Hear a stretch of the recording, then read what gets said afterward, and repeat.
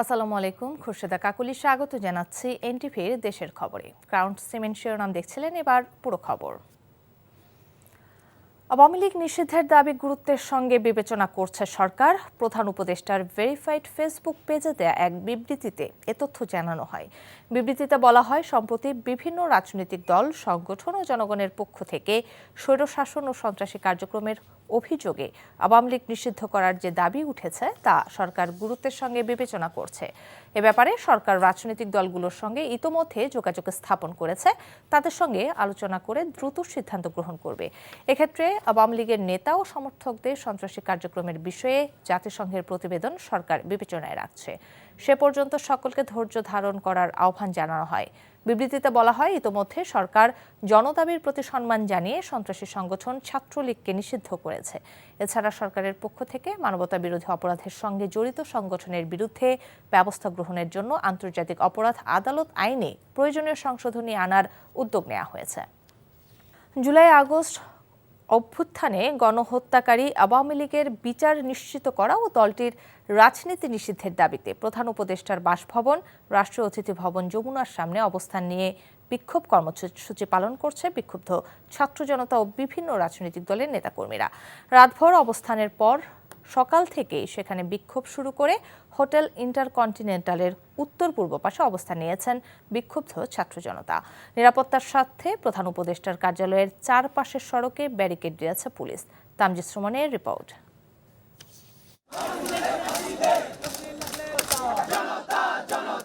সকাল থেকেই আওয়ামী লীগের রাজনীতি নিষিদ্ধের দাবিতে ছাত্র জনতার দাবির সাথে একাত্মতা ঘোষণা করে প্রধান উপদেষ্টার বাসভবনের সামনে অবস্থান নেয় জামাতে ইসলামী সহ বিভিন্ন রাজনৈতিক দলের নেতাকর্মীরা। সকালে এনসিপির আহ্বায়ক নাহিদ ইসলাম ছাড়াও হেফাজতে ইসলাম, ইসলামী ছাত্র শিবিরের নেতাকর্মীরাও বিক্ষোভে অংশ নেন। পরে সেখানে এসে অবস্থান কর্মসূচিতে হাজির হন হাসনাত আবদুল্লাহ ও সার্জিস আলম। আওয়ামী লীগ নিষিদ্ধের কোনো এজেন্ডা সরকার না রাখায় ক্ষোভ জানান তারা। হত্যাকারী আওয়ামী লীগকে সন্ত্রাসী সংগঠন হিসেবে নিষিদ্ধ করার তাদের দিক থেকে আমরা কোনো তৎপরতা এখনো পর্যন্ত দেখছি না। আমরা সন্দেহ করছি অন্তর্বর্তীকালীন সরকার আওয়ামী লীগকে পুনর্গঠিত হওয়ার সুযোগ দিচ্ছে। অবশ্যই দ্রুত সময়ের মধ্যে ছাত্র জনতার এই দাবিকে সামনে রেখে আওয়ামী লীগকে নিষিদ্ধ করে বাংলাদেশের জনগণের দাবি বাস্তবায়ন করবেন। আওয়ামী লীগের বিচার নিয়ে টালবাহানা করা হচ্ছে এবং বিভিন্ন হামলার আসামিদের জামিন দেয়া হচ্ছে বলে অভিযোগ করেন বিক্ষুব্ধরা। আওয়ামী লীগের রাজনীতি নিষিদ্ধ করার আগ পর্যন্ত রাজপথে থাকার হুঁশিয়ারি উঠে আসে। সকলকে আজকে আহ্বান জানাবেন, আজকে রাজপথে আমরা আওয়ামী লীগের ফয়সালা করে আমরা আমাদের ঘরে ফিরব। জাতীয় নাগরিক পার্টির দক্ষিণাঞ্চলের মুখ্য সংগঠক হাসনাত আবদুল্লাহ সামাজিক যোগাযোগ মাধ্যমে কর্মসূচির ডাক দেওয়ার পর বৃহস্পতিবার রাতে প্রধান উপদেষ্টার বাসভবনের সামনে অবস্থান নেয় বিক্ষুব্ধ ছাত্র জনতা। আওয়ামী লীগের বিচার নিশ্চিত করা ও দলটির রাজনীতি নিষিদ্ধের দাবিতে রাতভর বিক্ষোভ প্রদর্শন করে তারা। Tamjid Suman, NTV news, Dhaka. প্রধান উপদেষ্টার বাসভবন যমুনার সামনে বিক্ষোভ ও অবস্থান কর্মসূচির স্থলে আছেন স্টাফ করেসপন্ডেন্ট নূর হোসেন, আর শহীদ মিনার এলাকায় আছেন সিনিয়র করেসপন্ডেন্ট নিয়ামুল আজিজ সাদেক। প্রথমে যাচ্ছে নূর হোসেনের কাছে। নূর, কি বলছেন নেতারা? কাকলি, গণহত্যাকারী আওয়ামী লীগকে নিষিদ্ধ করবার দাবিতে প্রধান উপদেষ্টার যে বাসভবনটি রয়েছে যমুনা, সেটিতে প্রায় 24 ঘন্টার কাছাকাছি সময় অবস্থান কর্মসূচির শেষে এখন তারা তাদের দাবি আদায়ে শাহবাগের যে মোড়টি রয়েছে সেই মোড়টিতে অবরোধ করেছে এবং এর ফলে শাহবাগের চারপাশের যে সড়কের যান চলাচল রয়েছে সেটি এই মুহূর্তে বন্ধ হয়ে গেছে। গতকাল রাত থেকেই ছাত্র জনতার ব্যানারে হাসনাত আবদুল্লাহর আহ্বানে আওয়ামী লীগ নিষিদ্ধের দাবিতে ছাত্র জনতা রাজপথে অবস্থান কর্মসূচি শুরু করে আওয়ামী লীগকে নিষিদ্ধ করবার জন্য, এবং সেই কর্মসূচিতে বিভিন্ন রাজনৈতিক দল, অরাজনৈতিক সংগঠন যেগুলো জুলাই গণ অভ্যুত্থানে ভূমিকা রেখেছে, নেতৃত্ব প্রদান করেছে, তারা সবাই সংহতি প্রকাশ করে এবং সেখানে যমুনার সামনে গিয়ে অবস্থান কর্মসূচি পালন করে। এবং সকাল থেকে যমুনার সামনে ইন্টারকন্টিনেন্টালের পাশের যে সড়কটি রয়েছে সেই সড়কে অবস্থান কর্মসূচি চলছিল এবং সেখানে নেতাকর্মীরা আওয়ামী লীগকে নিষিদ্ধের দাবিতে জাতীয় নাগরিক পার্টি নেতাকর্মী নেতাকর্মী সহ অন্যান্য রাজনৈতিক দলের ফ্যাসিবাদ বিরোধী আন্দোলনে যারা ভূমিকা রেখেছিল সেসব রাজনৈতিক দলের নেতাকর্মীরা ছিলেন, রাজনৈতিক বিভিন্ন সংগঠনের নেতাকর্মীরা ছিলেন। তারা বলছিলেন আসলে আওয়ামী লীগ গত 15-16 বছরে যেই শাসন প্রতিষ্ঠা করেছিল, ফ্যাসিবাদ প্রতিষ্ঠা করেছিল, মানুষের অধিকার কেড়ে নিয়েছিল, ভোটহীন নির্বাচন করেছিল, গণহত্যা চালিয়েছিল, এই সমস্ত অপরাধের কারণে আওয়ামী লীগকে কোনো রাজনৈতিক দল হিসেবে বাংলাদেশের মাটিতে স্থান দিতে আসলে তারা রাজি না। তারা অভিযোগ করছেন যে আওয়ামী লীগকে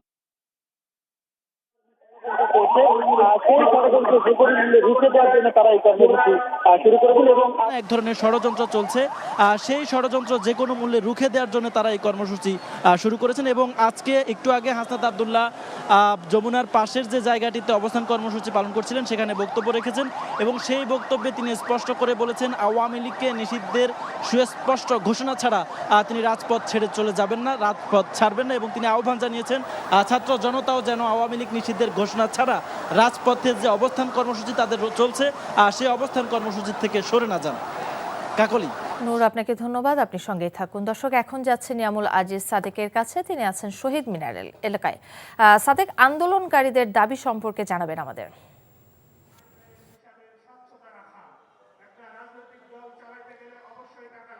আমি এখন আছি কেন্দ্রীয় শহীদ মিনারে। আপনি নিশ্চয়ই জানেন যে আজকে নতুন একটি রাজনৈতিক দলের আত্মপ্রকাশ ঘটেছে।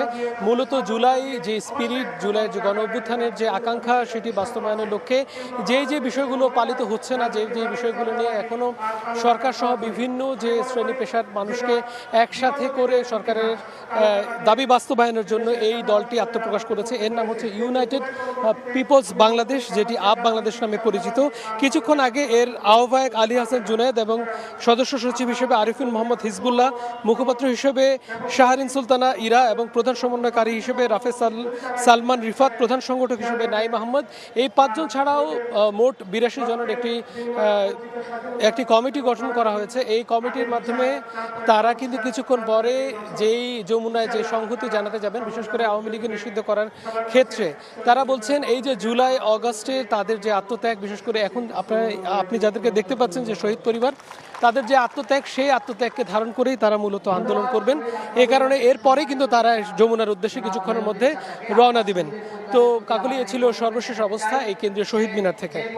আওয়ামী লীগ নিষিদ্ধের দাবিতে দেশের বিভিন্ন স্থানে বিক্ষোভ সমাবেশ করেছে বৈষম্য বিরোধী ছাত্র আন্দোলনের নেতাকর্মীরা। নাটোর কেন্দ্র জামে মসজিদের সামনে অনুষ্ঠিত প্রতিবাদ সভায় বৈষম্য বিরোধী ছাত্র আন্দোলনের নেতারা বলেন আওয়ামী লীগকে নিষিদ্ধের পাশাপাশি সবখানে ঘাপটি মেরে থাকা তাদের দোসরদের চিহ্নিত করে ব্যবস্থা নিতে হবে। নোয়াখালী সুপারমার্কেটের সামনে বিক্ষোভ সমাবেশে বক্তারা আওয়ামী লীগ সন্ত্রাসী দল আখ্যা দিয়ে অবিলম্বে নিষিদ্ধের দাবি জানান। কিশোরগঞ্জ শহরের ঐতিহাসিক শহীদী মসজিদ থেকে একটি বিক্ষোভ মিছিল বের হয়। এছাড়া জয়পুরহাট, দিনাজপুর, মৌলভীবাজার সহ দেশের বিভিন্ন স্থানে আওয়ামী লীগ নিষিদ্ধের দাবিতে বিক্ষোভ মিছিল হয়েছে। ছাত্র জনতার অভ্যুত্থানের সময় সংঘটিত গণহত্যার ঘটনায় ক্ষমতাচ্যুত প্রধানমন্ত্রী শেখ হাসিনার বিরুদ্ধে দায়ের করা মামলার তদন্ত প্রতিবেদন আগামী সোমবার দাখিল করা হবে। এছাড়া চানখারপুল হত্যাকাণ্ডের ঘটনায় আনুষ্ঠানিক অভিযোগ আগামী সপ্তাহে ট্রাইব্যুনালে দাখিল করবে প্রসিকিউশন বিভাগ। শুক্রবার চিফ প্রসিকিউটর তাজুল ইসলাম তার ফেসবুক প্রোফাইলে দেয়া এক পোস্টে এমন তথ্য জানান। ফেসবুক পোস্টে তিনি বলেন, আন্তর্জাতিক অপরাধ ট্রাইব্যুনালের তদন্ত সংস্থা শেখ হাসিনার বিরুদ্ধে জুলাই গণহত্যার তদন্ত রিপোর্ট আগামী সোমবার চিফ প্রসিকিউটর বরাবর দাখিল করবে। তদন্ত রিপোর্ট দাখিল হওয়ার পর অভিযোগ দাখিলের মাধ্যমে হাসিনার বিরুদ্ধে আনুষ্ঠানিক বিচার কাজ শুরু হবে। এছাড়া চানখারপুল হত্যাকাণ্ডের দায়ে সিনিয়র পুলিশ অফিসারদের বিরুদ্ধে তদন্ত রিপোর্ট দাখিল করা হয়েছে। এ ঘটনায় আনুষ্ঠানিক বিচারের জন্য ফরমাল চার্জ চলতি সপ্তাহে দাখিল করা হবে। রাজধানী ঢাকায় খ্রিস্টান ধর্মাবলম্বীদের একটি অনুষ্ঠানে ভার্চুয়ালি যুক্ত হয়ে বক্তব্য রাখছেন তারেক রহমান। আমরা সরাসরি যাচ্ছি তার বক্তব্যে।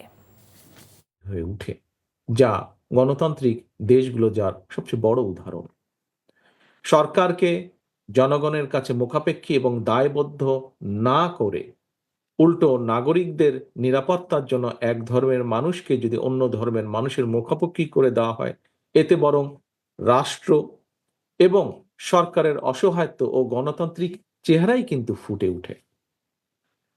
প্রিয় ভাই বোনেরা, আমি প্রায়শই আমার আলোচনায় একটি কথা বলে থাকি, সেটি হলো সংখ্যা লঘু কিংবা সংখ্যা গুরু, এইগুলো হচ্ছে একটি রাষ্ট্রে ধর্ম বর্ণ পরিচয়ের ভিত্তিতে নাগরিকদের বৈশিষ্ট্য বা সংখ্যা নির্ণয়ের জন্য একটি শব্দ মাত্র।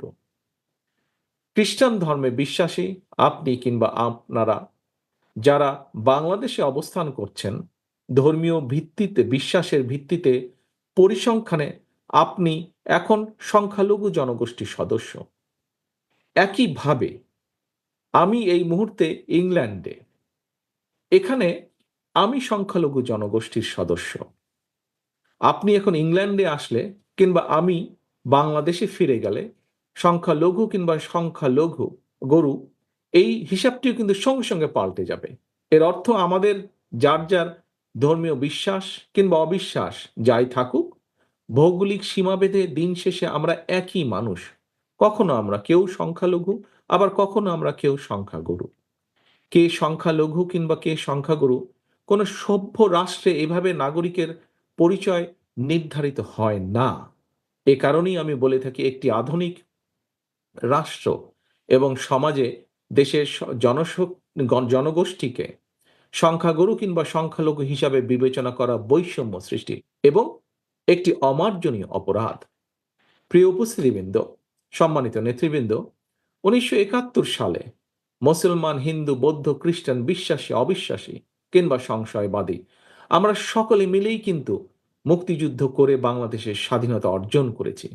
একইভাবে কিন্তু খেয়াল করে দেখবেন, গত 1.5 দশকে স্বৈরাচার ফ্যাসিবাদ বিরোধী যে আন্দোলন, সেখানেও প্রতিটি ধর্মের মানুষের অংশগ্রহণ ছিল। আজকের অনুষ্ঠানের সভাপতি থেকে শুরু করে বিভিন্ন ব্যক্তি আপনারা যারা বক্তব্য রেখেছেন, আপনাদের বক্তব্যে এই বিষয়টি ফুটে উঠেছে সম্পূর্ণভাবে। চট্টগ্রামের অর্থনীতির প্রাণ কর্ণফুলী নদী রক্ষা ও সচেতনতা তৈরিতে 1.5 শতাধিক মাঝির অংশগ্রহণে সাম্পান র্যালি অনুষ্ঠিত হয়েছে। 2000-এর বেশি অবৈধ দখলদার উচ্ছেদে দ্রুত ব্যবস্থা গ্রহণের দাবি নদী ও খাল রক্ষা আন্দোলনকারীদের। সকালে সাম্পান র্যালিটি উদ্বোধন করেন Chattogram metropolitan police commissioner Hasib Aziz. সমাবেশে বক্তারা বলেন, দেশের আমদানি রপ্তানির 95% সম্পন্ন হয় চট্টগ্রাম বন্দর দিয়ে, যা কর্ণফুলী নদীর তীরে অবস্থিত। অথচ ব্যবসা বাণিজ্যের প্রাণ এই নদী আজ দখল দূষণে বিপর্যস্ত। পাবনার সুজানগরে পদ্মা নদী থেকে অবৈধ বালু উত্তোলন বন্ধের দাবিতে মানববন্ধন ও বিক্ষোভ সমাবেশ করেছে এলাকাবাসী। সকালে মানববন্ধনে বিভিন্ন স্কুল কলেজের শিক্ষক শিক্ষার্থী ছাড়াও কয়েকটি গ্রামের শত শত নারী পুরুষ অংশ নেন। মানববন্ধনে বক্তারা অভিযোগ করেন, এলাকার কিছু প্রভাবশালী বালু ব্যবসায়ী প্রশাসনের কিছু অসাধু কর্মকর্তার সহায়তায় দীর্ঘদিন ধরে পদ্মা নদী থেকে অবৈধভাবে বালু উত্তোলন করে বিক্রি করে আসছে। বালু উত্তোলনের কারণে নদী ভাঙনে বিলীন হচ্ছে বিস্তীর্ণ এলাকা। আওয়ামী লীগকে নিষিদ্ধ করা না হলে জুলাই আগস্টের বিপ্লব বিফলে যাবে বলে মন্তব্য করেছেন বিএনপি কেন্দ্রীয় নির্বাহী কমিটির স্বেচ্ছাসেবক বিষয়ক সম্পাদক মীর শরফত আলী সপু। দুপুরে শ্রীনগর উপজেলার এক আলোচনা সভায় তিনি কথা বলেন। আওয়ামী লীগ নিষিদ্ধের দাবিতে শিক্ষার্থীদের আন্দোলনের সাথে একাত্মতা জানান তিনি। বিএনপি ও এর সহযোগী সংগঠনের সিনিয়র নেতারা এ সময় তার সাথে ছিলেন। সিরাজগঞ্জের উল্লাপাড়া উপজেলা বিএনপির সাবেক সদস্য সচিব আজাদ হোসেনকে গণসংবর্ধনা দেওয়া হয়েছে। উল্লাপাড়া মডেল থানার সামনে শহীদ মিনারে এই গণসংবর্ধনা অনুষ্ঠিত হয়। সংবর্ধনা অনুষ্ঠানে উল্লাপাড়া উপজেলা বিএনপির বিপুল সংখ্যক নেতাকর্মী উপস্থিত ছিলেন। অনুষ্ঠানটির আয়োজন করে উপজেলা ও পৌর বিএনপি।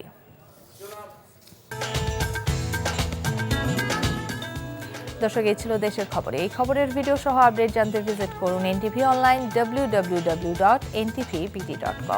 এছাড়াও এনটিভির জনপ্রিয় সব অনুষ্ঠান ও খবরের আপডেট জানতে ভিজিট করুন আমাদের ইউটিউব ও ভেরিফাইড ফেসবুক পেজ। 6টায় ইভিনিং নিউজ দেখার আমন্ত্রণ রইল। ধন্যবাদ সবাইকে।